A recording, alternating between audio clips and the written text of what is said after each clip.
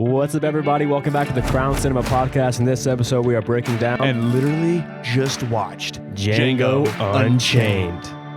Woo! My favorite movie of all time. It totally makes sense why it's up there. Yes. I mean, come on, man. Just as far as movies go, like, not only is it one of the best movies, that's just like one of the most fun movies to watch ever. Has every single thing you want. Action, humor, revenge, love, style. A lot of killing. A lot of killing. A lot of killing. Man. Top tier. But before we get into that, I just want to say to you, brother, congratulations. We made it. We made it 100 episodes from the day we decided to commit this podcast. For 100 weeks in a row, we have never missed a Monday. I've missed a few. I've missed a few. We were kind of going through there for a little bit, just in the fact that I was having to drive like 2.5 hours to get to you. Yep. But we made it work. We made it work. You have not missed 100 episodes. I've actually, because I've done more than 100 at this point, because for 2 episodes, I was trying to do that Made Her Watch with Mercedes, where it would be like more niche focused with action movies. Right. So I think I'm at maybe 102 total. Well, and don't discount, there are a couple episodes that just never saw the screen. Yep. Because they were more of our practice episodes. Yeah. And they're probably going to remain that way. Well, you kind of get a taste of it if you don't do it. Please. Maybe, you can if you want. Maybe early episodes, give us grace, because they are not that great. Yeah, but like those 2 episodes, I'll just go ahead and say the movies. Should I say the movies? Yeah. Because we're probably not going to cover one of them ever again. But the second one, we definitely need to cover. Yeah. And the first movie we did ever, with the mic, the camera, everything, the headphones, was Cocaine Bear. Yep. You know, fun movie. I think we had a good time. I don't think we really broke the movie down at all. No. I would imagine like the first 50. No. I would imagine like the first like 20 minutes of that was us literally just talking. Oh yeah. Well, before we did our old intro was like we would sit down for 20 minutes. Dude, you'd ask me about work and your day. And you would ask me how my week was going. I remember I was at one point I was like editing it, and or maybe I was going back and listening to it, and I'm like, if I was popped onto a random podcast, I would not give a fuck about what these guys' day looks like. Dude. So why are we doing that? We got to cut that shit. That's just fluff. Like it would be like 10 to 20 minutes of us just bullshitting, and then we would finally watch the movie and then get into it. But like with no audience and not reputation, but like, I guess, what's it called when people sort of trust you, like know that what they're going to get out of a video? Credibility. Before any type of credibility, nobody's going to hear us talk for just 10 minutes. Like, brutal. So a lot of them I went back in and actually trimmed off the fat in YouTube to like, that intro is just not there. Yeah. Because if you want to listen to us talk about, Air, which our first episode, and you hear us talking for 10 minutes about nothing, you're like, this isn't about Air. What the hell kind of podcast is this? Brother, there's one episode, I can't think of what the movie is, but I had just gotten a haircut, and I swear to God, for I think close to 10 minutes, the first 10 minutes, it was me describing the process of getting a haircut. Yeah. Well, we've come a long way. Yeah. And we're only getting better. We try to make this thing better as much as we can. I swear we do. But yeah, 100 episodes. And what better movie to top it off with than Django Unchained? Agreed. I mean, so we have our toast here for our 100th episode celebration. Fun fact about the bottle. You want to do the honors? Shout out to our Uncle Jaime for giving us this nice champagne bottle to celebrate. I saw him this weekend before we hit record on this, and he's like, all right, I'll be right back. Ran to the liquor store, got us a nice bottle of champagne, which this is our second toast to Jaime, because Jaime also got us that bottle of 1942 that we did on our 1-year celebration, where we did Rain of Fire. A little tricky on the champagne. Thank you, Uncle Jaime. Much appreciate you and your support, sir. Cheers, brother. Cheers. Congrats. And we ain't never gonna stop. They will never stop. But let's get into it. Let's do it. Django Unchained, this is your favorite movie of all time, so I will let you kick it off. Probably seen this movie at least 10 times. I think I'm past the 10-time mark myself. Oh, really? Yeah. But I do that with QT movies. Kind of like how when you get sick, Once Upon a Time in Hollywood is like your go-to movie. Yeah. A lot of QT movies are just kind of in that rotation for me. You know? Like I think of, if I'm brutally hungover, I love a good Jackie Brown. I love that they're just like kind of flowing through it. Yeah. If I'm like kicking it with the boys, Inglourious Bastards or Django Unchained. Yep. If I'm sick, just not feeling the best, Once Upon a Time in Hollywood. Yep. You know, and then obviously you throw in some other ones. I mean, Reservoir Dogs is definitely in the rotation. Little Kill Bill action. Little Kill Bill. If I'm really feeling good about the ladies. Yeah. I love a badass woman. Everybody that knows me knows that. Yes. The first thing I ever learned about this movie, which is kind of like my intro into starting to dive into the movie and really enjoy it, is a cool thing that a lot of people don't notice, but all the villains in the movie relate to Dr. King Schultz being a dentist. The first people they kill are the Speck brothers, like a speck on your tooth. Whoa. Going up, the next group of brothers that they kill, they have a bounty on, is the Brittle brothers, like peanut brittle, sugar brittle, right? So shit that rots your teeth. Yep, rots your teeth. And then their ultimate villain, the meanest, baddest guy, is Calvin Candie. Candie, the one thing that's guaranteed to rot your teeth. Dude, see, I didn't even know that. So I've never heard of that. See, Tarantino drops these little bitty like delights in his movies, just like little ribbons on top, little flourish. Yeah, you love that kind of thing because you know that he's just having fun. He's having just as much fun writing this as we are watching it. 100%. And then I think the reason that QT kind of has like this type of pressure going into a movie like Django Unchained is because of a movie like Death Proof. Yeah. That just, you know, it doesn't have like the high audience appeal that pretty much the rest of his movies have. That's just a different movie. It was made for such a niche deal. Like it was him and Robert Rodriguez doing a double feature deal where it's like it's supposed to be an over-the-top, corny horror movie. And you can enjoy it for that. I, myself, really don't have the biggest problem with it, but I will say it's definitely at the bottom of the QT rankings. And talking about our earlier episode, it's a pretty low bottom of our early episodes is the Death Proof one. Yeah, that wasn't our best one. But what I'm getting at is going into Django Unchained, he followed Death Proof up with Inglourious Bastards. You know, right? Yeah. Am I getting that right? Let's fact check. Yeah. Yep. Followed up Death Proof with Inglourious Bastards right after the Kill Bills. Right. So he comes out with Inglourious Bastards and it's like, oh shit, he's back. Okay, great. Like he's back in his groove. But then, you know, that did so well that now you have Django Unchained. You know that he's touching on a pretty sensitive topic, especially for the United States. Yep. So there's just kind of that pressure as a fan of his. You're like, damn, I really hope that he's going up. You know, I hope that he didn't peak at Inglourious Bastards. Yeah. That intro scene had to have put every single person in the theater at ease. Yes. Because I swear to God, you just totally understand from that first scene that QT's got it under control. Yes. He's got it. It's the best two opening. The opening scene, besides the credit, the title sequence isn't the opening scene I'm talking about. Whenever we first see King Schultz who meets Django, and then the scene after that when they run into town to the saloon when they kill Bill Sharp. Those two opening scenes just reveal so much about King Schultz, and you realize, okay, this isn't going to be, we're going to watch a slave become a hero. And we're not going to watch, I mean, there's a ton of racism, but the white guy doesn't relate to it. He's not an American, doesn't understand the hate behind the racism here. Yeah. In these states, it's just a German who came here and is bounty hunting because he can make some money. Yeah. Doing it, and he's smart enough and has the wits to be able to do it successfully. And so you see him because he walks in and he is clearly not hateful toward the slaves. He's chit-chatting with them like any other person as you should. He's just talking to him normally. Even one of the two Speck brothers, he's like, quit talking to him like that. He's like what? Like that. Stop talking to him like that. Like what? Like that. Yeah. Like, stop talking to him like when you're talking to me. You need to talk to him differently. Yeah. So you realize he doesn't even understand that. And then whenever he's rolling and they leave and you get to see the slaves all staring at him like, what the hell? What just happened? You just killed the two guys that are like transporting us to our next hell, basically. Yeah, I mean, they've essentially been running their lives for God knows how long. Yeah. And all of a sudden they're just taken away and it's like, you're free. Go towards the north. Yeah. It's like, what? We never even have heard of freedom for a black man. You know, that's possible. I mean, it's possible, obviously, if some people get free men, but not where you're at. But I think you're in Texas right now. But on that, though, I think the South, or at least in Quentin Tarantino's Django Unchained South, he's made it in this world to where the Civil War is about to happen. Right.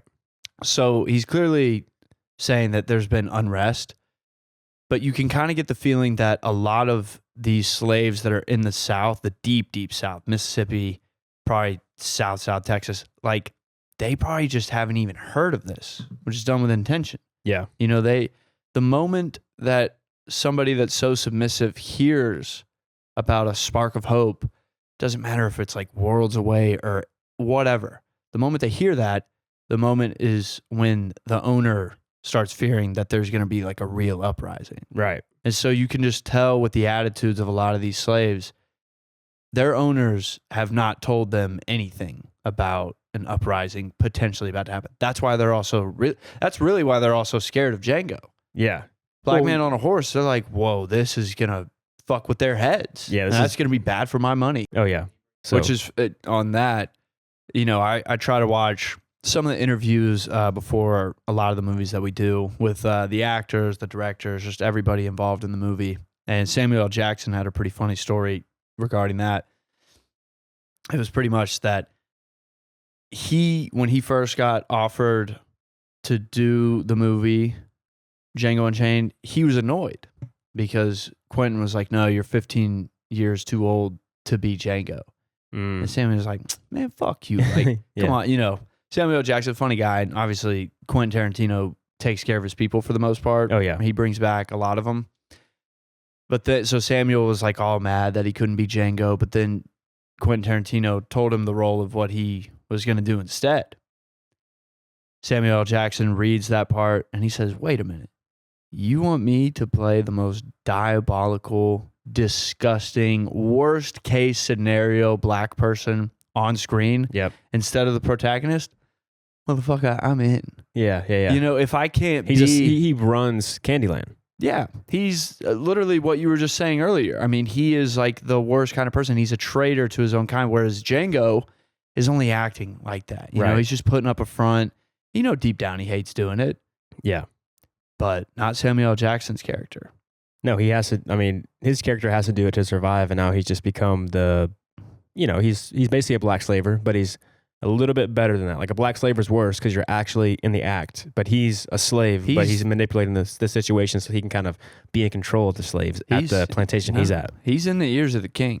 He's right there by the throne, pretty much like right behind the throne. I mean, he's the one that's pretty much in control. Because even after Candie is killed, spoilers, even after Mr. Candie is killed, he's still leading the funeral. You could tell by the way that he was singing that song that he was the one that probably gave the speech at that ceremony. Well, once you see him behind closed doors with Candie, obviously, what's his name? Sorry.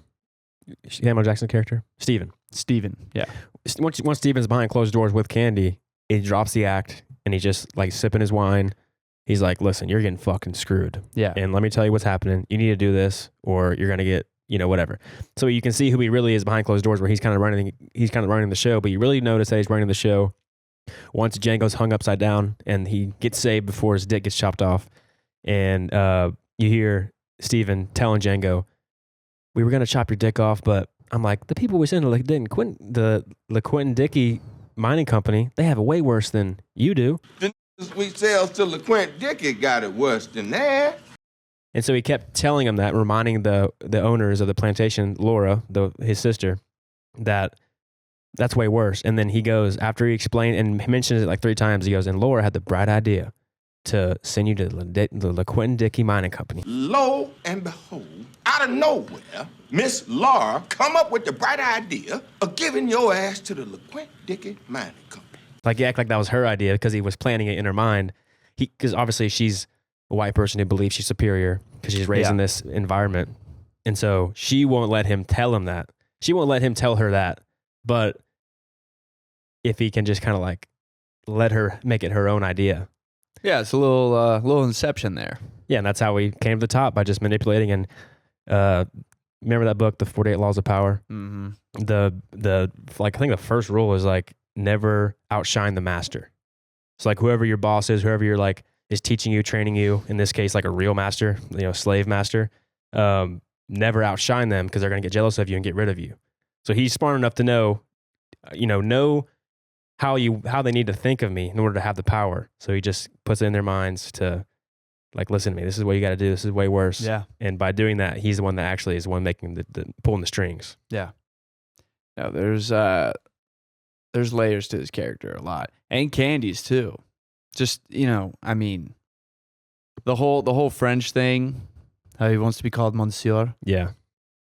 But he doesn't speak French. In fact, he names his slaves based off of the Three Musketeers, right, which is written by a Frenchman. Black guy. Who's a black guy. Yep. And he doesn't know that.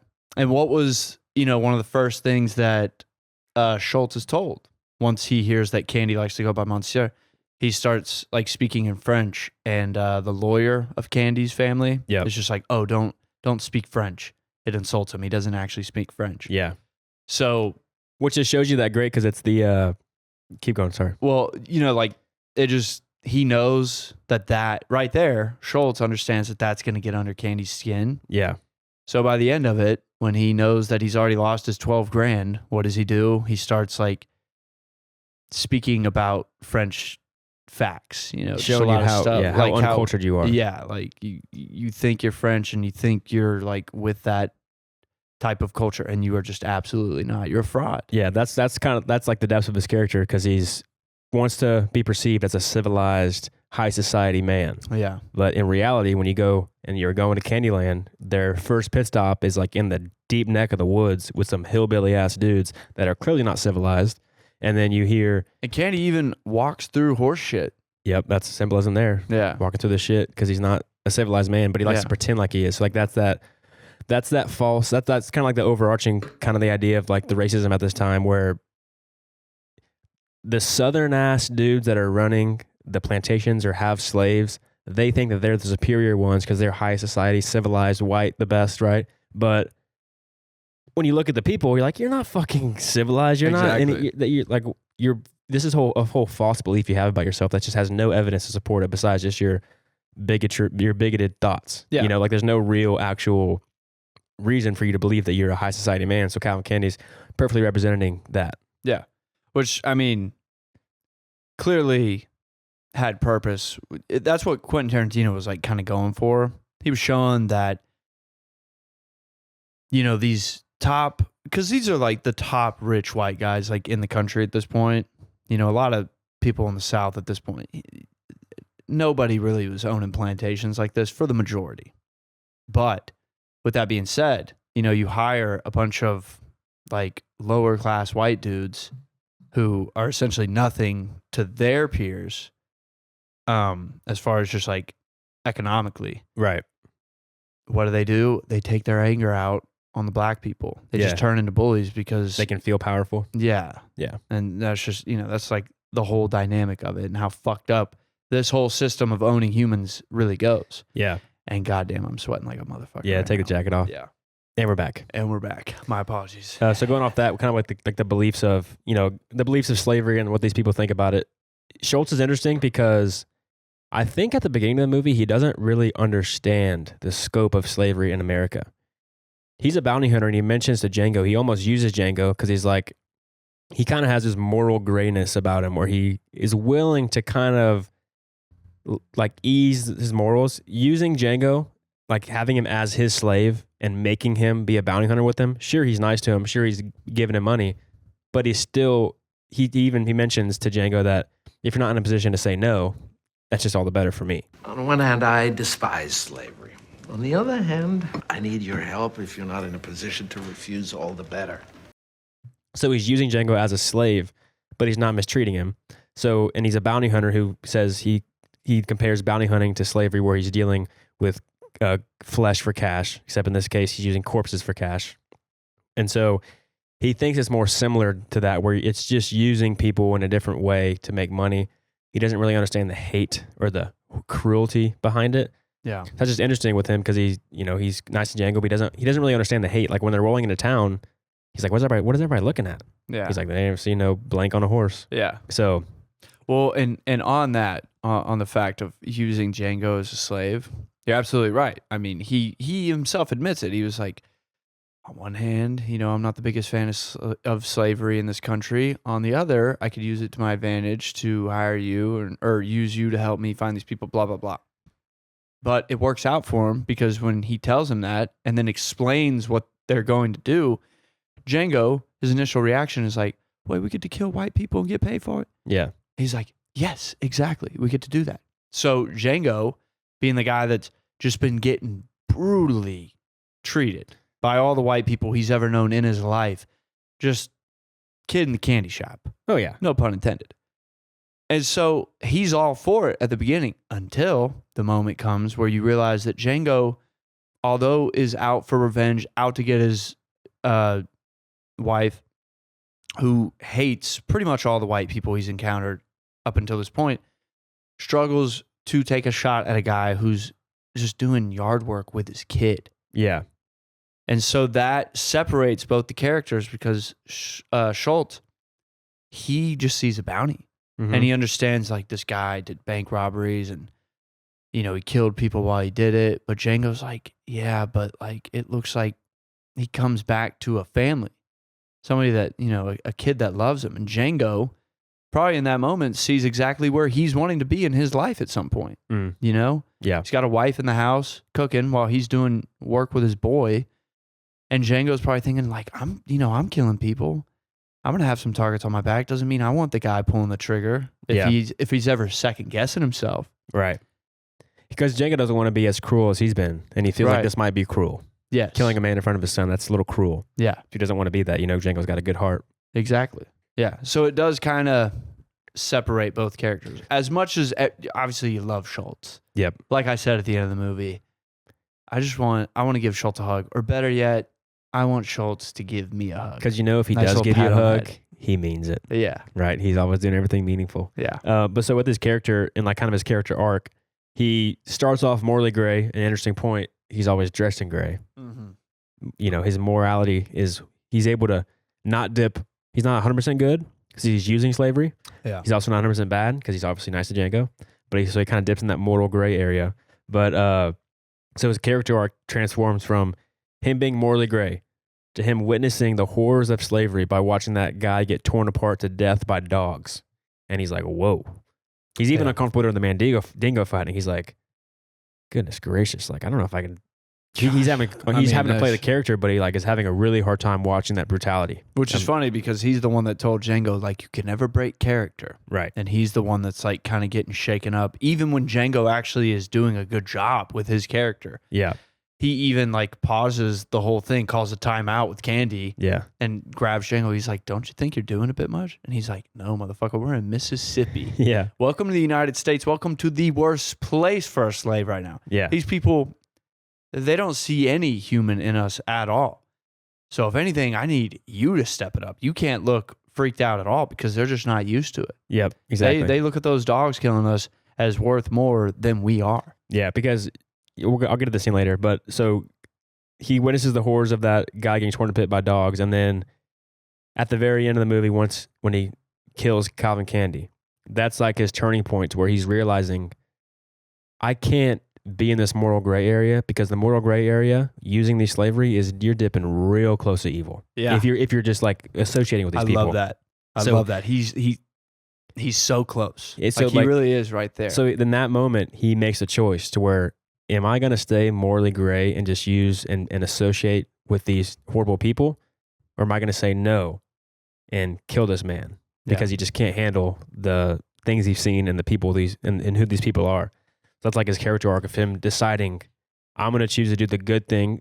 Not really, but in this kind of storyline where he's going to kill You're Calvin killing Candie. pure evil. So there is always just kind of that justification for the masses that, listen, like Candie can go. Like even the preacher that's your neighbor that you watch this movie with is going to be like, I mean, I think the good Lord wanted to take him up there. 100%. But on top, so I want to just expand a little bit more on Schultz, his moral gray that you're talking about. I think when you're talking about a bounty hunter character like this, you always have to go with, do they ever try to take the person that they're after alive? Ever. Schultz makes it very clear that he never does that. When we watch 310 to Yuma, we know why it's a dumbass idea to take a man alive. No doubt. It's the risk. But it just goes to show that Schultz is not in it for the justice. He is in it for the paycheck. And he shows that by just quick executions and just getting the corpse there with no problem but like a morally just bounty hunter is really just trying to do it to like serve justice. Now, obviously he's profiting a little bit too, but like you're trying to take somebody alive because you don't feel like it's actually your job unless it's truly the last thing you have to do. So that just kind of shows that Schultz really isn't like totally the best guy. Now he is a great character and he is obviously one of the heroes of this story. Yes. But don't get it twisted. This man is a killer. Yes. For money. Right. So again, I mean, being a bounty hunter, you have to be kind of morally gray. Sure, you're killing horrible people, but you're still killing people. Yes. In any way any way necessary. But he explains it. I mean, he knows who he is. So, I mean, you got to appreciate that with his character. He tells Django, he's like, you want to know what I do? I kill people and sell their corpses for money. Yeah. This is what I do. Now kill the fucking guy. Yes. In front of his kid, you know? Like, He's like, and he's worth $7,000, so quit pussyfooting around and shoot him. This corpse is worth $7,000. Now quit your pussyfooting and shoot him. That's what he says. So, yes, like, love the character, but he ain't exactly the good guy. Yeah. But he's the good guy of the story, but he's not like 100%. You want to morally align yourself with Schultz. Yeah, like if you were ever having a beer with him and you just found out that he killed like a total of 50 people, you'd be like, whoa, can't have you around the kids. Yeah. Can't have you meet my baby niece. He's also pretty good with kids, I bet. He'd be good. Oh, dude, you fucking know he is. Yeah. Until he puts a bullet in your cousin's head. Yeah. He's like, I'm sorry, he was worth 2,000. Yeah. Like, no. Yeah. But I think I didn't finish this point up, but what with his like two opening scenes is my bad. No. So like his two opening scenes, he you just know who he is because we were saying earlier how he can just realize like he's not aware of how horrible slavery is and doesn't really understand the idea of it. But then also you also know that you can trust this character because in every scene you've seen him in from the first two times, he's always doing something.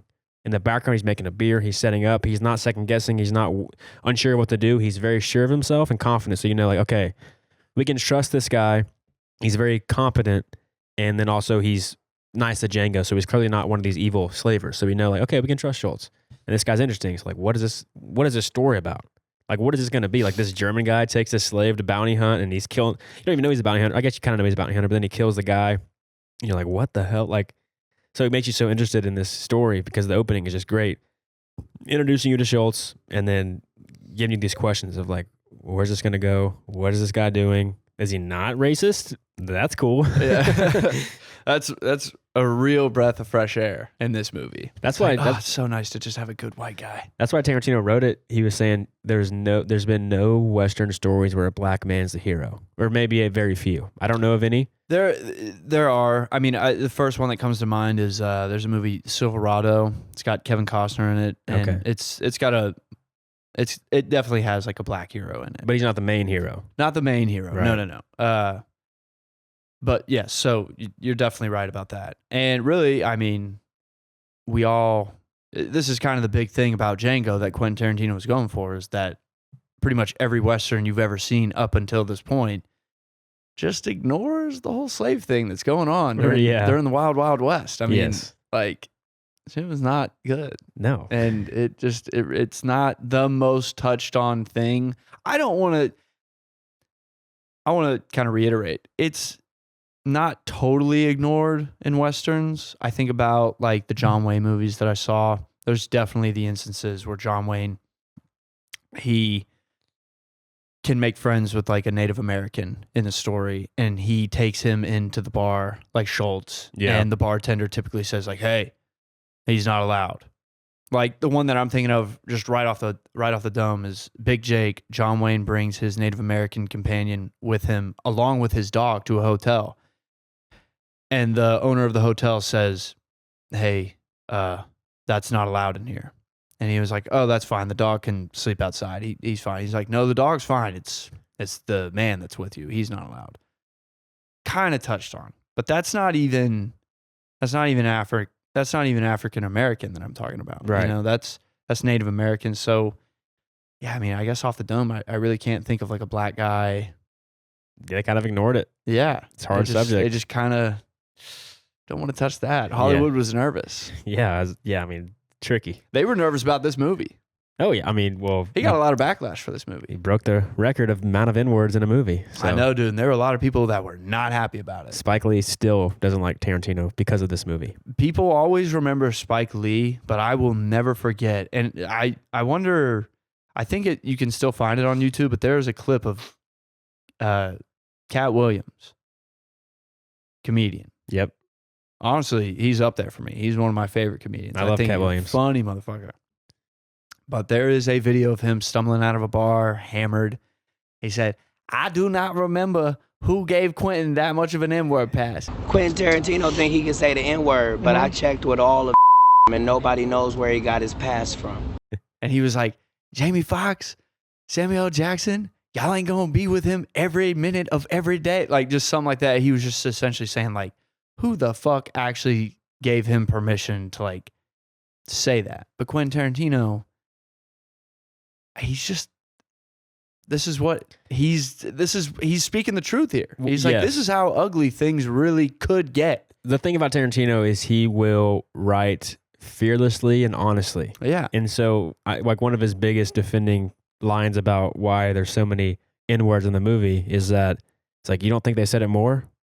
Right. He's like, you don't think they said it that many times? Like, who are we kidding? If I don't include it, then I'm not writing honestly, and I'm creating a fictional thing where I'm saying that slavery wasn't as bad because people weren't treated this way and people weren't called these names that had hate tied to it.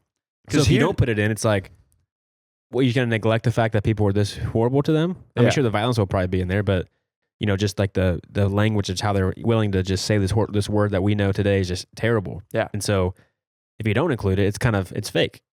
So you're in a tough spot. You're writing about slavery and you're going to not put it in. You kind of have to. And breaking the record's crazy. Yeah. but here's the thing on that. As fucked up as this is, the beginning of this movie, you're definitely shell-shocked because you can tell that Quentin Tarantino's letting that thing fly. Yeah. By the end of the movie, I think it's more of a surprise. Like whenever I heard that he broke the record, that there was like, it was used over 100 times. What's the number? I don't know. Yeah, let's look that up. Don't check my search history. Dude, they're looking into you now. TikTok might actually ban us just for this Google search alone. 100. Tarantino's critics often cite Django Unchained as a problem since it features the racial slur nearly 110 times. It's some bullshit, somebody said. Samuel Jackson. He said that? That was, Jackson. Samuel Jackson. Oh, he was saying it's some bullshit about it's some bullshit that he's getting criticized. Got you. But my point is that by the end of the movie, when you do come to realize that it was said over 100 times, for me personally, I'm like kind of surprised because I think it's said so many times throughout this long movie that you kind of stop hearing it. You kind of lose that shell shock of it. Right, yeah. You kind of get used to it. Yeah. As messed up as that is, like, I think that's kind of what he's going for. That's the genius of doing what he's doing. He totally has you in that world. He totally gets you into it. Yep. You are in Quentin Tarantino's Django Unchained world. Yeah. To where by an hour and a half in, the N-word is not the worst thing that's going to happen in this movie. No, I mean, just the worst things that happen. I mean, the flashbacks that Django remembers. I mean, the one that really, I almost started tearing up just watching it, thinking about it whenever Hildy is getting whipped. Yes, I was tearing up. Like him having to beg to the guy and you just watch her just screaming and that pain. And what was even more heartbreaking is that she has like a cross. Oh, she's like holding a cross with Jesus on it. And so it's kind of like they're married, so they probably have some Christian values. And if they know the Bible and believe it, then hopefully they maybe have like this, they're their savior and they know that they're valuable. But they're still she's taking this pain and being suffered while she's also like having faith in this higher power where she's like, it's a tough spot where there's a good God, but you're getting tortured. Well, and you're on like, top why of is that, this happening to me? the guy that's whipping you in this specific scene is preaching the gospel. Yeah.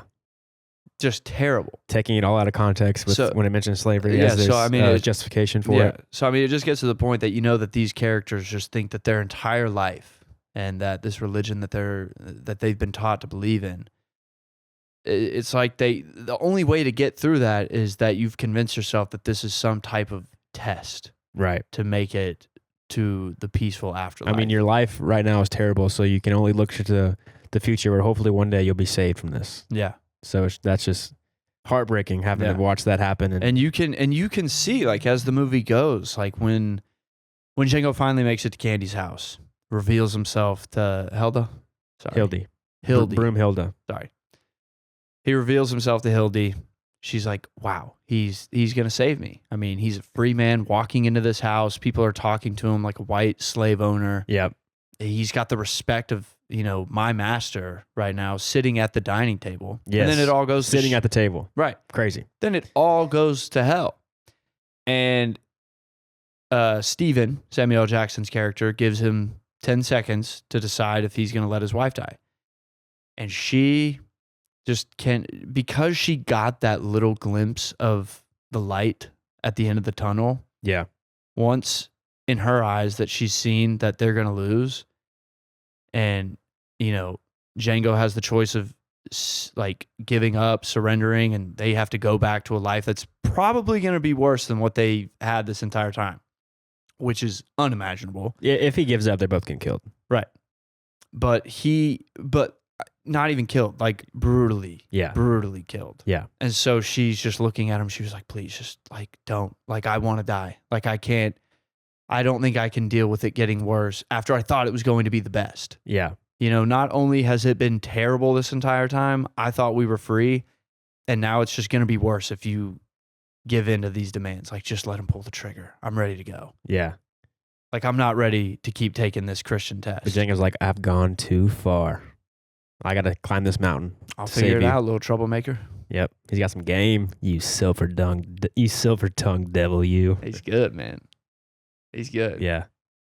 It's cool. Like the ending scene is cool because Schultz tells Django that old German legend about the guy that saves Broomhilda from the mountaintop. He walks through hellfire because Broomhilda's worth it.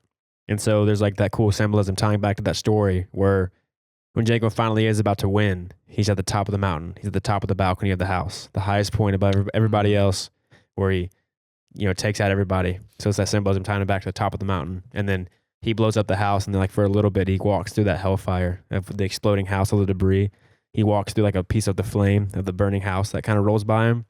So tying it back to him walking through the hellfire to get Broomhilda. He's not scared of it. He's willing to face the dragon, which he did of Calvin Candie and the whole candy plantation, Candyland. It's genius. Tarantino's good, bro. I mean, this is easily, Inglourious Basterds, it's hard to beat, but I don't know, man. The flow of Django just gets you in it. I mean, there's no dead spots in Inglourious Basterds, obviously, but every scene is just perfectly in rhythm. Perfectly in rhythm. But here's another thing, just to show that Quentin Tarantino is having fun on these film sets. Little fun fact for you. The first man that we see killed on screen is Speck brother by the name of Roscoe Speck. Yep. You shot Roscoe. No, Roscoe's, I think, Roscoe, you shot Roscoe. I thought that was a horse. He's like, you shot Roscoe. Oh, Ace is his brother's name. Ace Speck. Yeah. He's like, you shot Roscoe and you killed Ace. Oh, fuck. Okay. Well, okay. So Ace Speck, I guess, he's the first one. That's hilarious that character was like, in that moment, pissed off about his horse too. Yeah. And named the horse first and then got to his brother. That's how backwards these people are. Yeah. And their morals. Like, yeah. Okay, that's fine. No, I'd never picked up on that. I really thought it was Roscoe Speck. But anyways, little fun fact. It's the same actor that plays the Speck brother that plays Butch. Yeah. That kills Waltz. Yep. Or, I mean, Christoph Walz. Schultz. Schultz. Thank you. I don't know why I'm so bad at remembering characters' names in movies that are literally my favorite. We need a shirt that says, what's her name? Yeah. But yeah, and honestly, pretty good job. You really wouldn't know that because like I think Spec, he's got like a pretty long gray beard. He's got the cowboy hat on. Butch, like he's got a pretty like tight knit haircut. He's just rocking a mustache. Might be wearing glasses too. Don't quote me on that. No, he's one. not. He might not be. He's not wearing glasses. No. Okay, but that mustache, big distinction. Yeah. Which just goes to show that who does that? Well, I think it's a callback to old spaghetti westerns because back then they weren't shooting on a lot of money. They had a bunch of people from different languages, and if I remember correctly, I'm pretty sure in one of the Dollars trilogy, a character plays two different characters in the same movie. In the same movie, or, like he gets killed and then he like pops up again, but it's a different character. Okay, I think that happens. I'm pretty sure that happens. I think it's a callback to spaghetti westerns where you kind of reuse actors for a different role. So he's kind of just paying homage to the doing western. that, and then like kind of having the genius of intertwining that same actor plays a different character that kills Schultz. Yeah. Who killed his previous character that actor had just played. Yeah. And then another cool like little him having fun on set with his movie and tying it into like the whole westerns is the guy that goes up to the bar that orders tequila after his Mandingo just got killed when they first meet Calvin Candie. He goes up to the bar and looks at Django and he's like, What's your name? Django. Can you spell it? D-J-A-N-G-O. The D is silent. I know. He's like, I know. That's because he was the first character named Django in an old Western. Really? That actor played a Django character. That makes so much more sense. That's why I said, I know. Because his name is Django. Because probably in Tarantino's world, that's the same character that played Django in this old Django movie. It was called Django. That's why this movie is called Django Unchained, because there's a movie out there called Django. Okay. And it's that guy? Yep. Let's pull it up. Okay. Well, that makes so much more sense because I just remember like the first few times I watched this movie, I was like, what was really the point of that? I don't know. Like he seemed kind of badass. You know, he's a rich man. Like I always just assumed that it was Quentin Tarantino somehow placing some type of seed that if he made another movie in the same realm, that he'd be able to tie it back to him. Yeah. Look, here it is. Django, 1966, and Franco Nero is Django. I know. Yeah. All right, yeah, that's pretty badass. Yeah, that's why you see Django Unchained, he's here. That's his third movie here. But yeah, so that's why he's like, I know. Because his name's Django too. Okay, that's pretty cool. Yep. Yes, Tarantino always has these fun, because this movie is so good, and why he's so good is because he always says, if you really love movies, you cannot make a bad movie. And I think what he means by that is he's seen so many movies and he knows what works, the flow, what you want as an audience member, what's fun to watch. And so he's writing these stories as it's like his perfect movie that he would want to see. Like everything that happens is what he would want to see and how he would want the audience to feel. And like when you like you're like, no, yes, come on, win. You know, all the roller coaster of emotions. He does that so well because he's just such a big movie fan that he can't not have one of his movies take you on a full roller coaster ride that he would love. So that's why they're so good. And you know, Curly's a big fan because he does these little tropes and stuff and throws in different Easter eggs and all that kind of stuff. Like the Speck brothers, Django being a character in here, the white guy, and then the character playing the same people. Yeah. Well, and then I mean, you talk about just having fun with the movie. The KKK raid that's done. I mean, that did not need to be in this movie, but you're so happy that it is.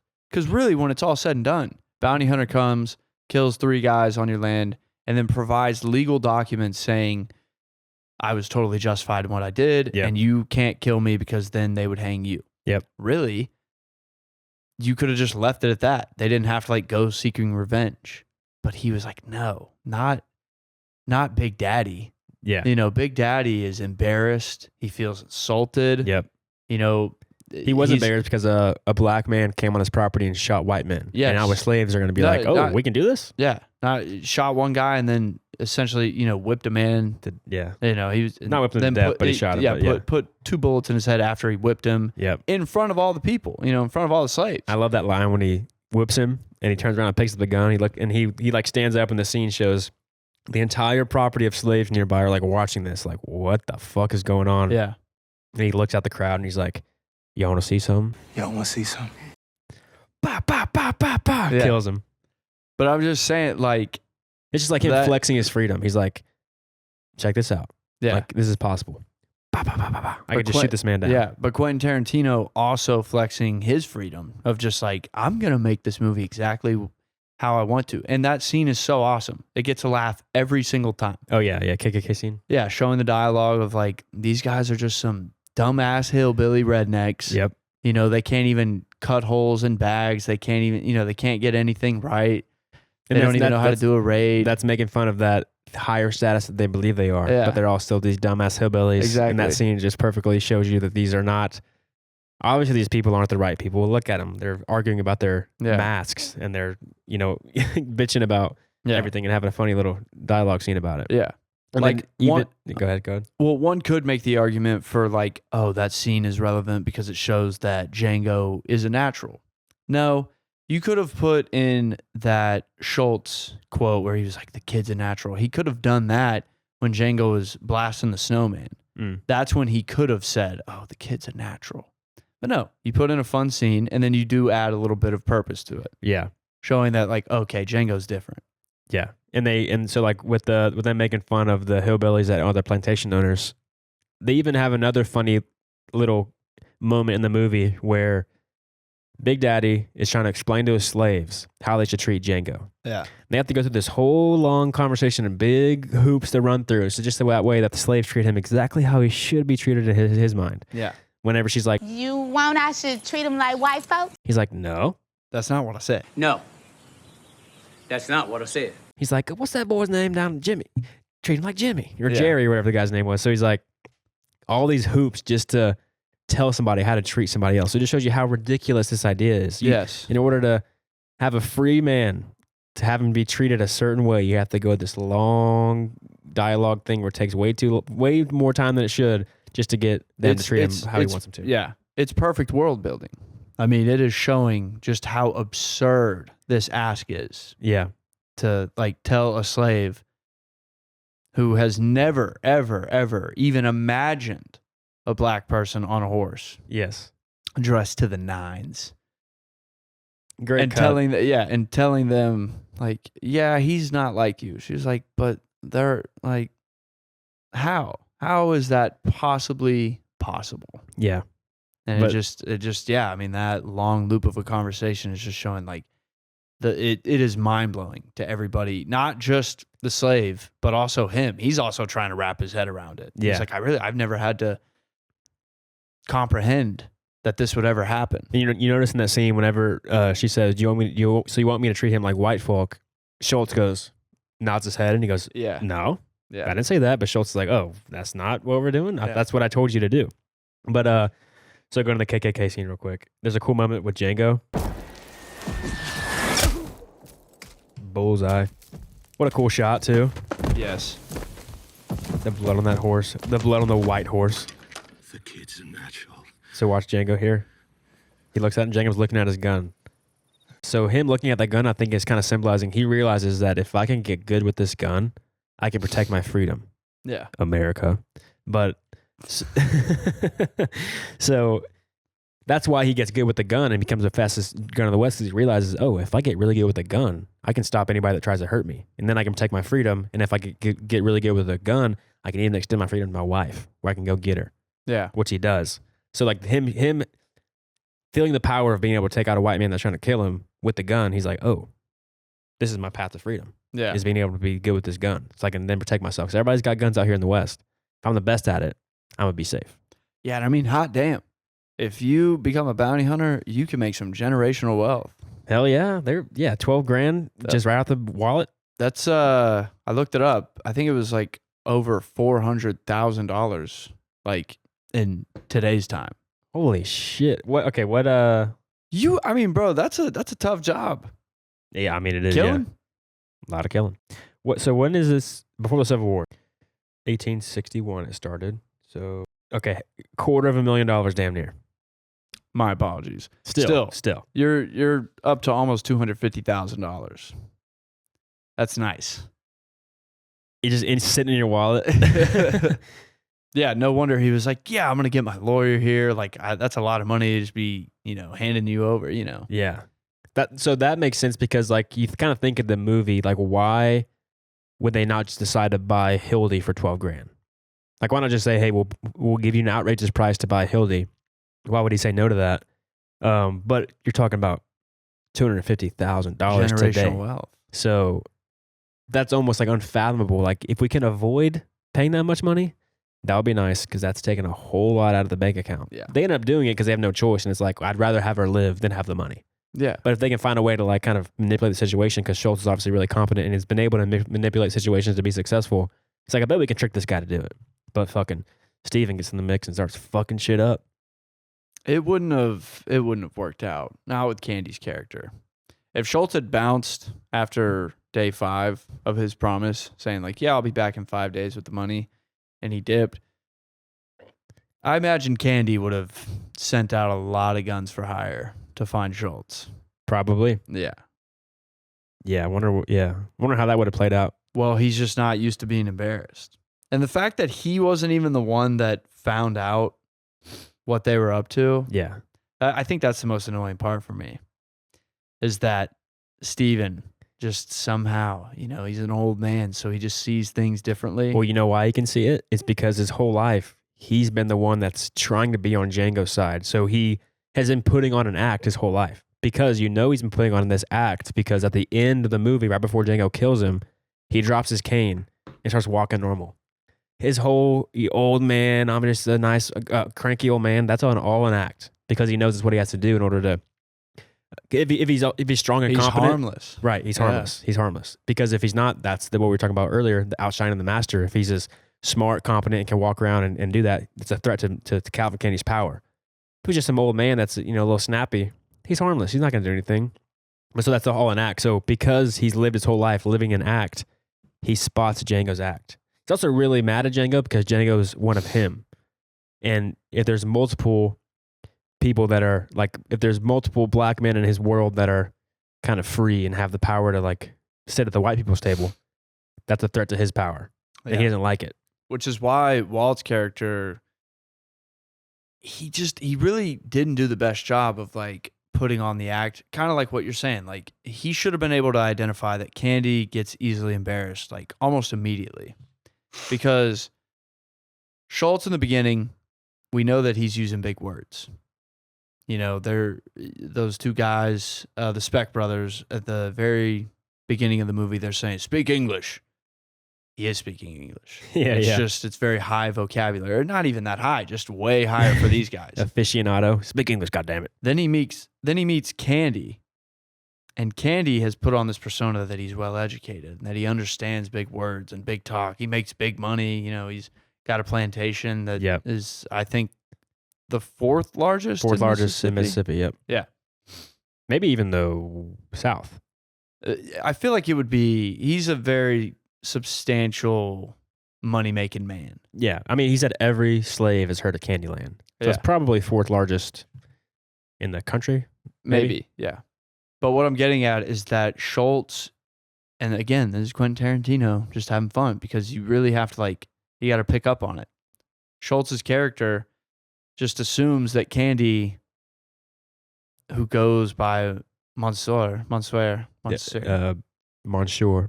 Candie. The more I say it, the more I'm like, this is a strange one. I'm like Candie. Monsieur. I'm like Candie. Bonjour. Buongiorno.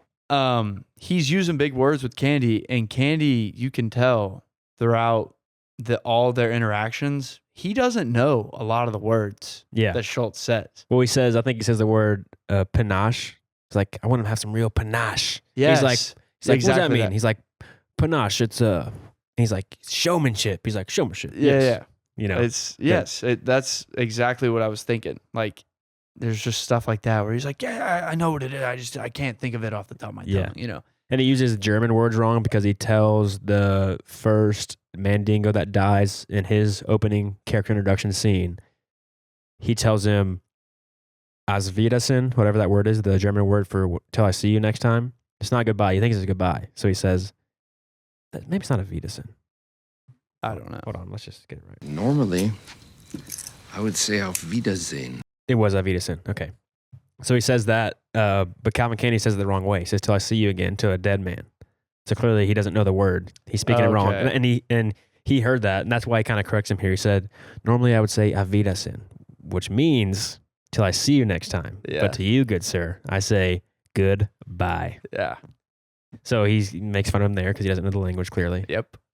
So yeah, he always has it. He just shows him that he's dumb. Shout out Leonardo DiCaprio. Evil performance, bro. Big, this is pretty much, I think I saw that up until this point, the only role he'd done where he played an antagonist, he did some vampire movie, or no, he was King Louis IV, or Prince Louis IV, King Henry IV. It was like one of those older, like, 90s movies. What I'm getting at is that Leonardo DiCaprio always is the hero, or just the protagonist of a story. So this was a tough one.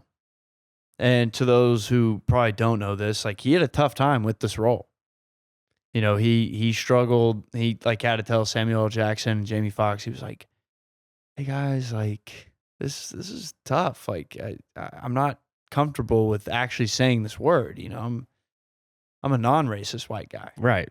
And Samuel L. Jackson, I think the quote was, "Motherfucker, this is just another Tuesday for us." Yeah. You know? And like but once he got that green light, man, he flipped it.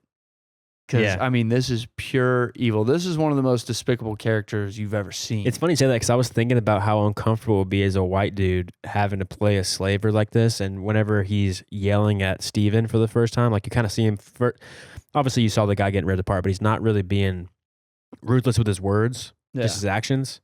But when he's like talking to Steven, he's like, "I told you to get the fucking thing." And like, screaming at his slave and playing that is probably pretty uncomfortable for a white dude to be doing on set, where you like have to play an evil man. But then again, you're supposed to play an evil man, so you have to be as evil as possible on camera. Especially for Leo, because up until this point, I mean, he's Hollywood's golden child. Yeah, he still is. Yeah, so people, he had people on his team that were like, "Whoa, wait, what? Can we read that script again?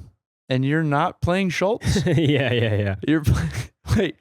You're playing the worst white guy in the script? Yeah. Oh, why don't we think about this? But thank goodness he did it, because I mean, nobody could have done it as good as he could. I mean, this is literally has arguably the best scene that has ever touched the big screen, which is when he slams his hand on the glass, is actually bleeding, and then still delivers that. Yeah, for those that don't know, in that scene, whenever they're at the dinner table and Calvin Candie kind of snaps at Django and Schultz, when he smashes his hand down on the table, he actually broke the glass for real, and he cut his hand, and it was bleeding. The first scene you see him do that, all the blood on his hand is real, but because he's such a phenomenal actor, he stayed in character throughout the entire scene, and nobody really knew what to do, but because he's a professional, he just stuck with the performance.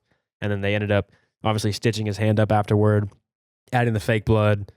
So that blood you see on Hildy's face, that's not his real blood. Obviously, that's fake blood that they you can't do that. That's bad. Yeah. That seems illegal. Yeah. On a movie set. So that's just a cool fact where DiCaprio is that good that he slices his hand open mid-take and doesn't miss a beat.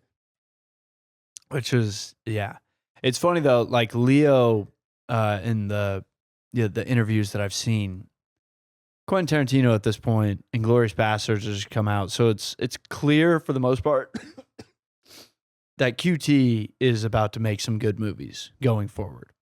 So when a script lands on your doorstep and Quentin Tarantino said, "Yeah, I wrote this and I want you to be in it," yes, typically.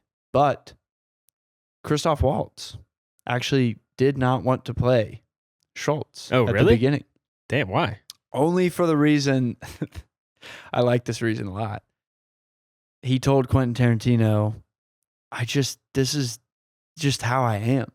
Like, this is literally how I act. This is how I talk to people. I'm not playing a character here. Like, I'm not really acting. This isn't a challenge for me. And Quentin Tarantino pretty much told him to eat shit. It's like, I know. I wrote it for you, motherfucker. And it's just funny because it's like, Jesus Christ, dude, you got to redeem yourself. Coming off of Inglourious Basterds, you just played the Jew hunter, or what is his nickname? Yeah, he's a Jew hunter. The Jew hunter, yeah. You just played the Jew hunter. I just made you like almost the equivalent of I just made you like a nicer Darth Vader, essentially. Yeah. Like just a more well-spoken, kind of old man nice, but you're still a Nazi. Yes. Like, dude, we need you to play a good German that makes a black protagonist rise to the top and achieve his goal. Yeah, right. So it's just funny that Christoph Waltz was like, I'm not really sure, Quentin. You know, I talk to people like this. This is how this is how I am. Quentin was like, yeah, dude, that's why you have to do this. I wonder if Tarantino wrote him as a German on purpose to give Christoph Waltz another German performance of a good guy. I feel like to maybe like, so Tarantino's not saying that through his work that all the Germans he puts are bad. Yeah. He's like, there's good Germans, obviously. Yeah. I feel like he does because Schultz has so much German pride, just with the sense of like, as a fellow German, I feel like it's my purpose to help support you on your journey. Yeah. You know, just right. Yeah. Like, so there's good Germans. My favorite story from on set is what Jamie Foxx was talking about whenever he was. The first day of rehearsal, I'm reading my lines like, yeah. Tarantino wasn't really liking his performance. He was pissed. He was pissed off at him, right? And so he like pulls him to the side or whatever, however the story goes, and they're in a room together, and Tarantino's telling him, he's like, listen to me. You are a slave. Listen, all of this shit, you have to be a fucking slave, okay? He's a slave. He's not cool. He's a fucking slave. Right. He doesn't know how to read. He's like, whoa, shit. Yeah. All right, fuck. I guess he was playing it too cool in the beginning. It's like, you have to remember, you're a slave. You're going to be cool. Yeah. You're not cool right now. Because you can kind of see that Django like has some natural swag in him. Yes. Just, you know, because of Jamie Foxx. Right. Who's got all the swag.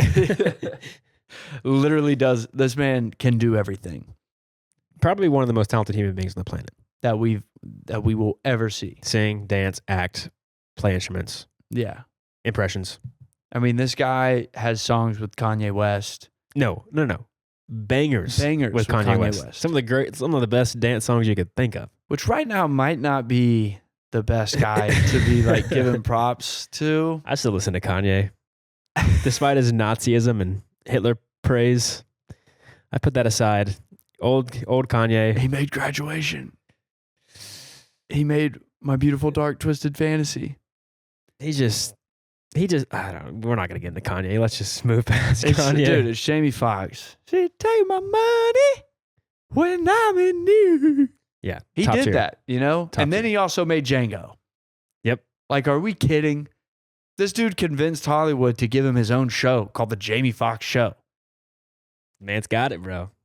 The man's got it. But Tarantino didn't like that he had it early on in set. And guess what? He played a damn good. This is not like I just said earlier. You see some signs that Django like kind of has like some natural showmanship, a little bit of swag about him. But you do not see that very often. Thank you, my brother. Do you want some more? After you, yeah. Yeah. Jamie Foxx kills it. Everybody kills it. That's why this movie's so great, because there's nothing to ever discredit about it. We didn't even get into it yet, but the camera work, clearly Tarantino, one of the best filmmakers alive, greatest directors ever to be making movies. Obviously, he has some killer scenes and, you know, pretty cool camera work. So let's just go into like some of these like really cool shots that he does with telling the story through the camera. The first one here is like this is a kind of a smaller one, but just kind of the choices he makes here. Whenever they're in the saloon after they just killed Bill Sharp, and Schultz is telling Django kind of his plan, how he's a bounty hunter, what he wants him to do. Mm-hmm. Do you know who the Brittle Brothers are? I would like the two of us to enter into an agreement. He looks up, music starts, because Django's never had an agreement with the white man. It's always been, you do what I tell you to. And I honestly, like when you're watching this movie, I feel like there's a lot of moments where you think that Schultz is about to ask, like, do you know what an agreement is? You know, because he does it a couple times. Yeah. So an agreement. Because Django can't read. He's never learned how to read, never been to school. Yeah. He's not educated. Yeah. You know? The only thing he knows about agreement, or at least what you might assume, is that yes. Like that's as far as he might go up to agreement. Yeah. Sorry. Rambling a little bit. The champagne's got me excited. All right. I'm looking for the Brittle brothers. So he's obviously in a close-up. Django leans in. However, at this endeavor... So through this whole frame, you'll notice that whenever it cuts back to Schultz, Django's lesser in Schultz's frame. But because Django is so bought into what he's saying, he's like, wait, you're going to bring me into your bounty hunting? You're going to let me kill people? Yeah. So he's so into this conversation that he's like, Schultz is filling the frame because he's like really getting into what Schultz is saying. See, Django's like barely on the side. I don't think you can see him in this frame. Yeah. Don't you? But look, see, he's so much into his face, showing that Django is really buying what he's saying and he's really invested in this plan. Like, Schultz isn't sure. Schultz is trying to entice him, and you can tell that Django's wanting and saying yes to that enticement by just how he's sitting in the frame with Schultz right up next to him. You travel with me until we find him. Where are we going? And those quick responses, he's like, you'll travel with me until we find him. Where are we going? Yeah. Like, tell me, let's go. Let's do it right now. It's all close up there. Then it cuts out of the close up to the wide whenever the white people of the town start walking back up, because Django is loving the conversation right now. He's like, yes, let's go do it. But then he's quickly reminded where he's at and his position in life right now, where he still is a slave. And so he's cool in the conversation, but then he leans back once the people start walking up. Per Brittle brother, $75. See, now he's like, damn, this can't happen. Yeah. He's like, this too good to be true. Sounds too good to be true. Yeah. And then you notice he sees him walking in. Comes the sheriff. And Django stands up because he's like, I'm not going to be shown sitting at a table. Like, are you crazy? I don't even know you. Like, you're putting me in some bad situations. That's just some cool camera work there of showing Django being really invested in that scene. And then let's jump to, let me see. So once they kill Bill Sharp here, I'll skip forward. So here now once they're out, they kill Bill Sharp, and then now the whole town's guns drawn out the front of the saloon so that way they can kill Schultz because he just killed the sheriff of the town. It's like, what the fuck? This guy's a horrible criminal. So you'll notice in this scene, Gil Tatum, the marshal of the town, he shot level with, you see the background. So he's just kind of shot level. There's not a high angle or a low angle on him, so it's not showing anything. He's just having a conversation. But when it cuts inside to Schultz, I have relieved myself of all weapons. Schultz saw it lower, you have instructed. kind of showing the power that he's in control of the scene because he's doing the right thing. Gil Tatum, he's trying to confront him, but Schultz is like, everything Schultz is saying is kind of proving him to be in control. He's having every answer. He's like, can we make sure I can get this guarantee? Can we do this? I understand this is the law, so can we do this? So he shot lower, kind of showing that he has the power of the scene. You think you didn't fuck up, but Django's thinking like, what the hell? We're getting in so much trouble. But just showing the shot, you know that Schultz has got it in control and they're not in trouble. Yeah. Schultz has got it covered because he's... Also love that he's got his suit jacket off, even though he's about to approach the marshal. So you would assume that he would want to look as formal as he possibly can. But his hair's a little messy. He's got a couple beers in him. Right, He's got the suit jacket off. He's just like, no, like what I did was legal and we're good. And you notice because he, kind of what I was saying, he's always doing stuff in these two scenes. This is the second scene in the movie. As he's talking, guns are drawn. The entire town's ready to shoot them both. Django's like scared out of his mind. But Schultz is just nonchalantly taking out his handbills, folding them back up, putting them in his jacket as he's talking. Yeah. So his actions there clearly show that he's comfortable. You mean like you did our sheriff? Shot him down like a dog in the street. Yes, that's exactly what I mean. So, Schultz showing that power. Great scene. But then a really good scene that I actually learned this from somebody. So let's just jump to it and get some insight from this badass scene. Is whenever they're rolling into Candyland, they have that first stop where the guy gets torn up by the dogs. Brutal. Very brutal. This is the scene where, and there's plenty of them in this movie because, like, dude, you're having fun for a lot of this movie. Even with all the shootouts, the dialogue, Quentin Tarantino can bring you right back down to earth real fucking fast. He reminds you just how bad the world we're in right now is. Like it ain't really that funny. No. Like all these interactions that are going on, like no matter how comical I can make them, like no. Like these people are not humans. Yeah. To these slave owners. So right. in this scene right here, I mean, it's still to this day, like I kind of like fold my arms a little bit. I'm just like, man, like that is a tough one to put up on the screen. Right the Mandingo one's pretty rough too. Mandingo's, yeah. I mean, Obviously, the flashbacks are pretty rough with Hildy. Yeah, but I mean, this is the one. Well, especially, I mean, Leo's character, Candie, is just looking at Django right in the eyes while it all goes down. After he kind of gives like a false sense of hope to the guy that, you know, he's about to kill. You know, he kind of gets on his level. Manipulating a little bit. Yeah, he's like, come on. Like, don't play to my soft heart. You know, the guy's probably thinking like, I know, but you know, you sound pretty nice right now. It sounds like we're having a reasonable conversation. Right. And then he gets up and immediately just has this man on his knees with dogs barking. Yep. And just makes him feel all alone. Yep. And just totally puts in perspective like, no, you're fucking dead. Yeah. So in this scene, the camera does some really cool things, just showing the power, and Calvin Candie's just pure horror over the scene. The guy's in the tree, dogs right below him, barking at him, ready to tear him apart. They roll up. If you notice here, something I learned, most of the shots, there's always a sky. They like, you know, there's not like the trees are there, but now the trees are kind of engulfing the entire scene. So now you know we're in the deep south, buddy. Yeah, they're hidden. Ain't nobody coming to help. They're going to the depths. They're going up the mountain to you know, fight the dragon and go through the hellfire. Like, this is where it's at. So like the trees there are just showing in the scene that we are in the deep. There ain't deep nowhere south. to go. No. Yeah. Got 10. So this shot here, the way they frame it, everybody's sitting there watching this as if it were a play. They're all kind of watching it like it's a spectacle. They even have the red seats that they're sitting in right there. Boom. Yeah, just like a theater. So this guy's fearing for his life, but they're all just sitting there watching it like it's just some cool show they're about to witness.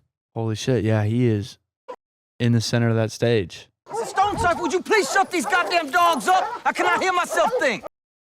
So you getting mad at them, you know, trying to make the guy in the tree feel like, you know, like, gosh, shut up. Like, I'm just trying to have a civilized conversation with this man right now. Yep. So he gets out of his wagon, walks through shit, which is not what a civilized man would do. He's kind of because of what he's about to do. We've seen him acting like a high society man, but now we see him in the deep south where his roots are. And then you watch him walk through the shit where he's about to do something horrible. So that shit is like a symbol of him passing from the high status, like not high status, but fancy schmancy guy, walking through the shit to then where he's about to get real ugly. Yeah. To like who he really is. But I also see it as a symbol of like, he's kind of playing this fatherly role here. He's like, come down from that tree, boy. Like, you know, like a father talking to his son, like that climbed too high up the tree and he's like scared for him or something. Yeah. And, you know, so like he's doing that. And maybe the slave is looking at him like, oh man, like he wouldn't do that if he really cared about me, you know? Yeah. Like I just think there's a little bit of that too. Yeah. And then getting down to his level, of course. How far he get off property? About 20 miles off prop. Pretty far considering that length he go. It's like a father that Who is going to the principal's office because his son got in trouble at school. Right. So he's like, how far did he go? Like, what'd he do? What'd my kid do? You know, right. Like, all right, tell me what he did. And you also know, passing through the shit, going into his deep south hillbilly bad person roots, he can understand this guy perfectly. About there, my daughter brought. Yeah. All right, and he's like, right, yeah, okay, I got you. So that's like, that's a good impression. Thank you. You gotta talk like you got shit in your mouth. No, begging. I'm playing on my soft heart. They watch this as he creeps down. Just this framing here. You got Calvin Candie and this guy parallel to each other. On Calvin's side, he's got a whole squad of people. On his side, he's got nothing. Yep. So he's trying to be this nice sweetheart guy to tell the slave what he's got going on, but he's got all the power and he's almost flexing the power on him. Yeah. There's the illusion that they're on the same level. Right. But once you really look past, not at all. Because he might be squatting down to his level, but you still see in the background all the people he's got behind him ready to do whatever he says. Well, and also he might be on his level, but Candie's not on his knees like this man. Right. Yeah, good point. Still, the fact remains. It also does a similar thing to what Inglourious Basterds does whenever the Jew hunter, what's his character name? Hans Landa. whenever Hans Landa first in that opening scene, the greatest scene in the movie, he controls the camera. In this one take here, Calvin Candie controls the camera. Whenever he moves, the camera moves. So it shows a sense of power, and then his entire squad of people there. So that's, again, kind of a filmmaking technique he's used before. I paid $500. I want 5 goddamn fights. So what about my $500, huh? What about my $500? See that shot? What about my 500? He was being nice to him to get him to kind of admit stuff, and then he stands back. What about my $500? And then the camera swings back to show all the people in the shot now. So you're really kind of seeing like, oh shit, this is not going to look good for this guy. Yeah. You gonna reimburse me? Alone. That symbolism there, similar to that one shot. Calvin Candie, entire squad behind him. This guy, you gonna pay me back $500? Cuts to him behind a tree with nothing behind him. He's got no leverage, nothing. He's fucked in the situation. You even know what reimburse means? Which is cool here too. Another one is that because the way they just shot it, the 180-degree rule is where you're supposed to always shoot on one side of this line between the characters. So that way, whenever you're editing it together, the characters look like they're facing each other. If you do it wrong, the characters look like they're facing the wrong way. So in this, you watch him. You gonna reimburse me? Right when he starts to pressure him,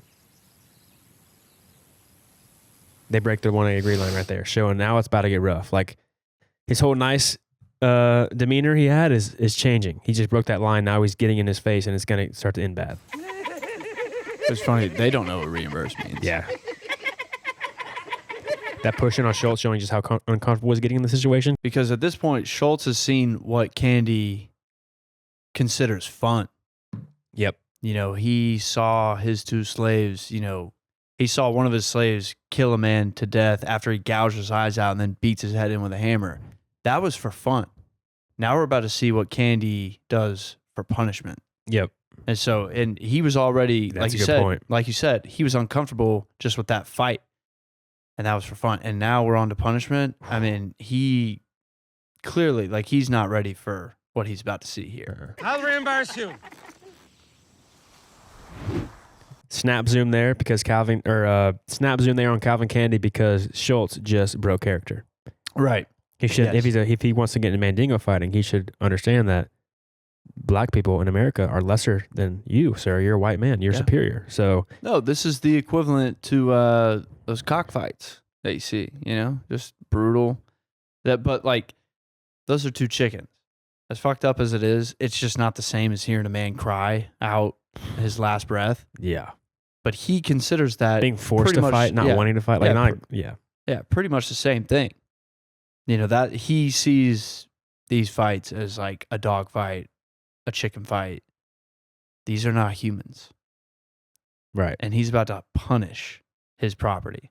Yeah. So this snap zoom shows Calvin Candie's shock of like, whoa, you're going to pay for this guy? I thought you were a Mandingo. Yeah. So they want to get into Mandingo fighting. Yeah. So that snap zoom kind of shows Calvin Candie being shocked at this and kind of like, whoa, he's a little suspicious now.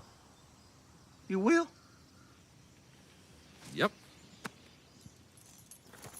So now watch Calvin Candie's next shot. Pay $500. Low shot. Power. He's in control of the scene because he's kind of on to Schultz now. He's like, you're going to pay for this guy? For practically a 1-auto. Now he's shot in a low shot. Schultz is now shot in a low shot, kind of for the first time in the movie. The first time he's not really in control. Push a broom.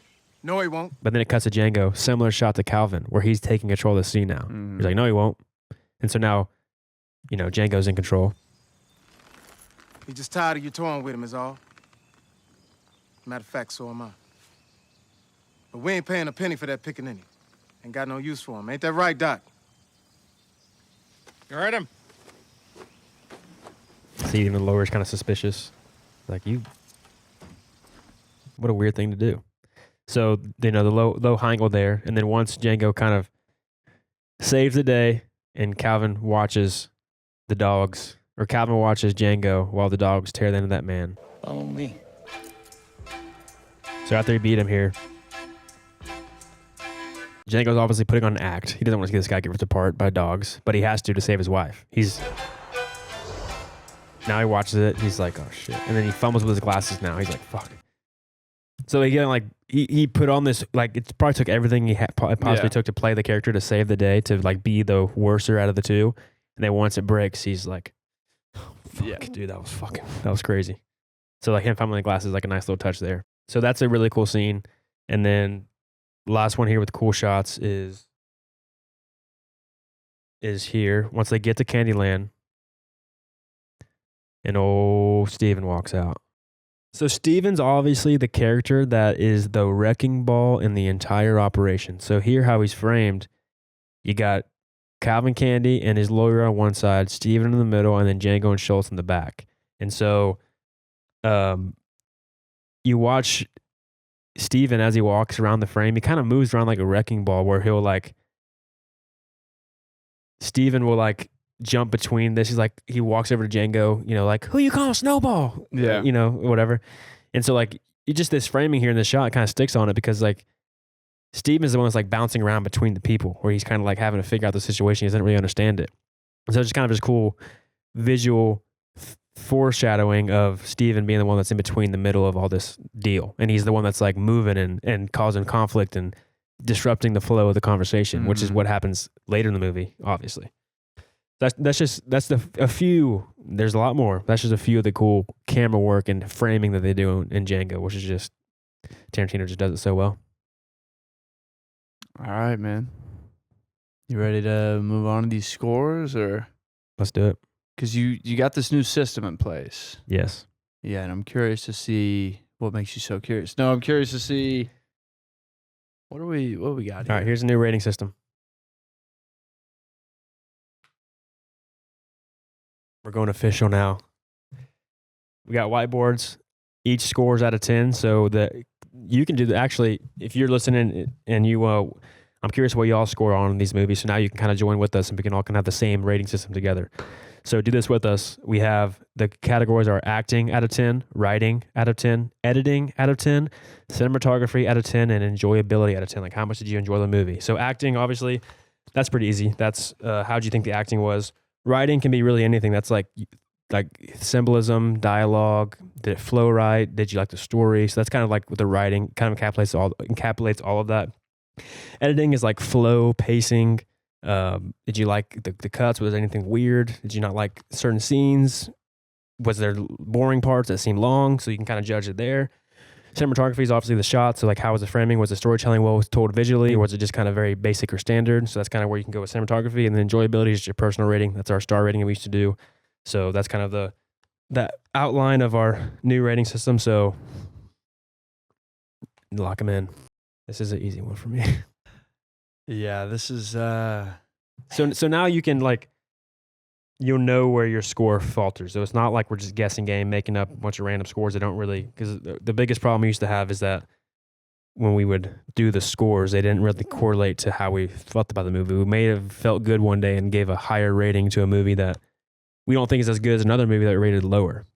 So this kind of helps us stay more consistent with our ratings. So that way they're a little bit more legitimate.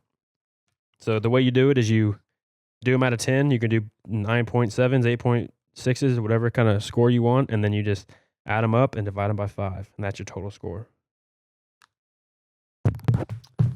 And so a 10 would be a perfect 10 would mean that there's nothing you want to change. There's nothing that you saw that seemed like it shouldn't have been in the movie. Like you think, that wasn't as good. I think it could have done a little bit better. That's where you wouldn't write a 10. So now you can kind of hopefully allow yourself to give 10s if you think that it truly was nothing better. So you gonna go first, good sir? This might be a little controversial. Uh-oh, I think I saw a sneak peek. Damn! First ever 10 out of 10 movie for Gray Pittman. I mean, come on, man. You can't, there's no way you can put a 9.9 on any of them. How are you going to get any better? I'm sorry. I mean, the rhythm of this movie is perfect. The casting, which goes into the acting, perfect. Especially when I think of Leo's character's delivery of his lines. When I think about if anybody else picks up that script, they don't read it how Leo does, like with what he really imagined Candie to be. Yeah. You know, because you could do like a guy that's like borderline angry all the time, or a guy that doesn't ever lose his temper, but he does like the perfect balance of like, for like in this scene that we're paused on right here. I think when he goes off on Steven, I don't think he like had to rise. You know, maybe when it was written, it wasn't seen that way. But Leo was like, no, he has to show in front of everybody that he's the one in control. So, I mean, just a small example, but Quentin Tarantino, because of how good he is, gets the best people on his projects. And it kind of goes in line with the writing. Quentin Tarantino writes these characters with a lot of these actors in mind. Funny enough, he had Will Smith in his mind when he was writing Django. I think I've heard that. Yeah. Yeah. Worked out. Thank God it was Will Smith. Yeah, I think Jamie Foxx is Django. I don't think anybody else could do this better. No, Will Smith's a great actor, but he's not. I don't think he's Jamie Foxx caliber. I just don't think he had. I just can't imagine this character being played by anybody else other than Jamie Foxx. No, and Jamie Foxx is way more handsome than Will Smith, in my opinion. So I feel like Django's got to be a suave, silver-tongued devil. All right. You know? Yeah. All right. No, and editing, if we're just going on rhythm, this is over 3 hours. 2:45. 2:45. Decently length movie. You get lost in it, dude. No, every time I watch this movie, I'm like, I cannot believe that was almost 3 hours long. Truly, like there's been some really good 3 hour movies that we watched, but it feels like 3 hours. This movie, you're like, you get the Calvin Candie, you're like, oh shit, we're already here. Yeah. It's like, oh damn, it's a half the movie damn near. Cinematography, you know. Your specialty. Yeah. Not really my realm. But yeah, look good. And enjoyability, man, 10 out of 10. Yeah. This is, I mean, come on, man. This is, I think most people will agree with me. This is a 10 out of 10. I'm right there with you, brother. 10, 10, 10, 10, 10. No surprise there. My favorite movie of all time. Clearly, I give it a 10.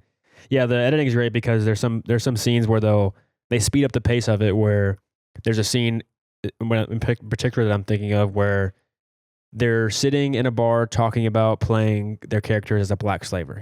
Schultz is telling Django, you have to play your black slaver. And so as he's explaining, it cuts to the next scene where they're still talking because it's just like a chit-chat conversation, one shot really, but they start to walk into Calvin Candie's area. And that dialogue scene finishes once they reach the door. So like just speeding up the pace to where we're not going to sit there in this scene and listen to them talk. Let's jump into the next scene where they're reaching Calvin Candie. So they're having this nice walk up. The walk up then shows you just kind of the luxury of Calvin Candie's area. So instead of giving you that full thing and then giving you a silent walk up, they merge the two to speed up the pacing. And so that's just like a good editing choice there where they keep the pacing there. Great. Cinematography, great. Obviously, Tarantino's great with the cinematography who he used for, I think, Inglourious Bastards and a lot of other ones. Hateful Eight too, I believe, maybe. Maybe that was Roger Deakins. I'm not sure, but this cinematographer worked with Tarantino a lot. Acting, great. Writing, amazing with the dialogue. And obviously all the characters are true to themselves and great. Enjoyability, 10. So no surprise there. 10 out of 10. So if you follow along with us, drop below your 10 out of 10 score. Give us each one and then give us a total score. I'm curious what you are. Yeah, I mean, I dare you to tell us what's wrong with this movie. Dare you. I dare you. Double dog. Triple dog. Because you're wrong. All right. My final thought, we'll just go to one last point on the movie. Just to tie it back into the episode. We'll get out of here. Just one cool thing I noticed that was on my notes that I thought it's cool to bring up is that the first kill Django gets is he kills John Brittle, who preaches the gospel. Not the gospel, but preaches the Bible as he's whipping people. Clearly not a godly man. Torturing people. Yeah. And so he uses the Bible as a source of justification for what he's doing to the people because there's lines in the Bible that if you take that out of context, it seems like it supports slavery. So a lot of these people back in the day would use those lines out of context and then support what they're doing to people. Like, you deserve this. God said it. Not true, but that's what they believe because they just read the line out of context. And so with that idea in mind, when Django confronts him and he shoots him right through the Bible page over his heart. So that shows you that justification he has using the Bible to promote slavery is paper thin. Whoa. Right through the heart, kills him. There we go. So that belief system is paper thin of what he got. That's just like a cool little moment they got in the movie. But that's my final thought of Django Unchained. First time Craig got a 10 out of 10. Never thought I'd see it. I've been pushing for it. But we got him. Easy one to give it to. You got any final thoughts? I really don't, man. 100 episodes. This was the right movie to do. I agree. Going into it, just we came a long way. We literally moved in together to make sure that we could make this podcast and the future of Crown Cinema. We moved in together to build. Yeah, to be as efficient as possible.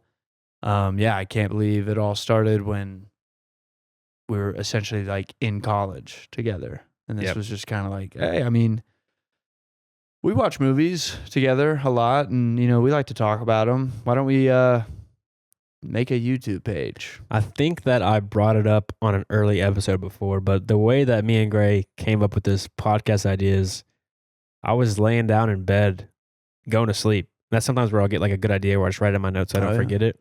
And I had this thought of just like, we just watched. It's like, what if we like watched a movie and then immediately went and talked about it?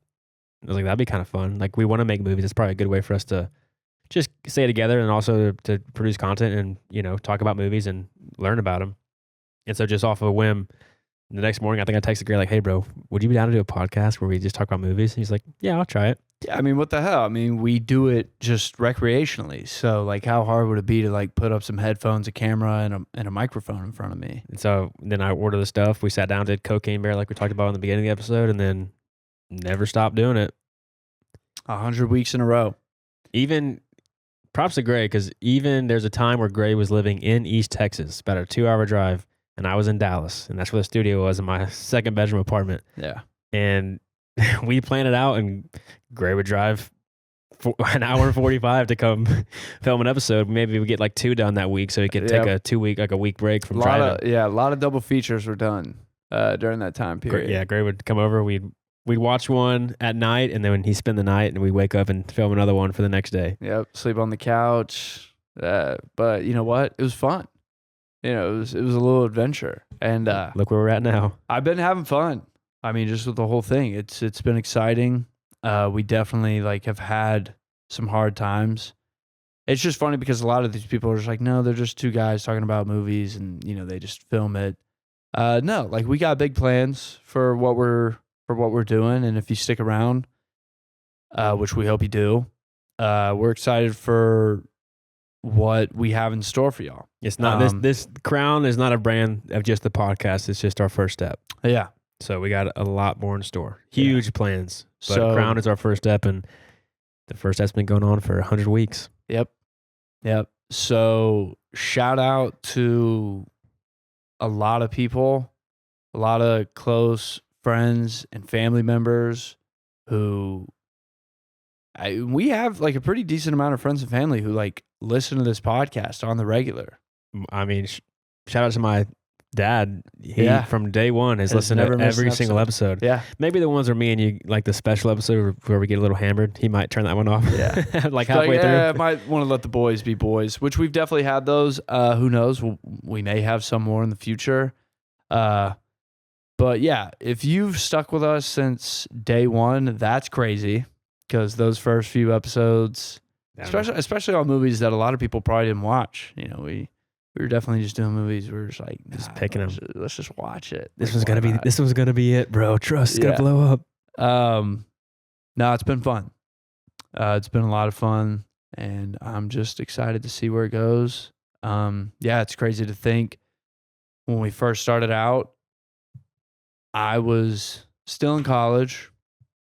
You were working in a 9-to-5 that, respectfully, I don't think you were the biggest fan of doing at that time. And now I'm out here. I'm getting a little work on some film production sets. I'm excited for that. And Cade has a kid on the way. Yep. So baby girl.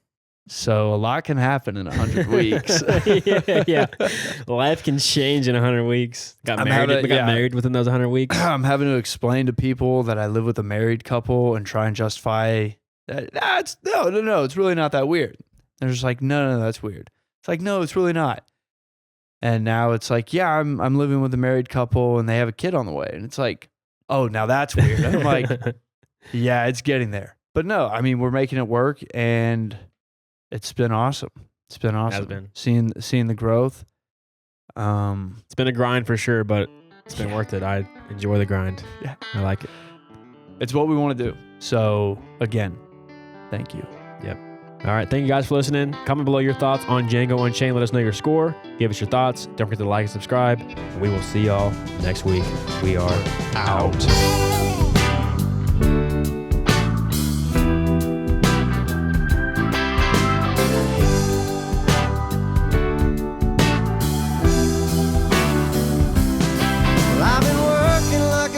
Trying to buy my next meal. Seems all I do is drive. And when the boss man sends my next check in the mail, I'll have enough for closing time. And I've been cussing like a sailor since I ran out of weed. My tank is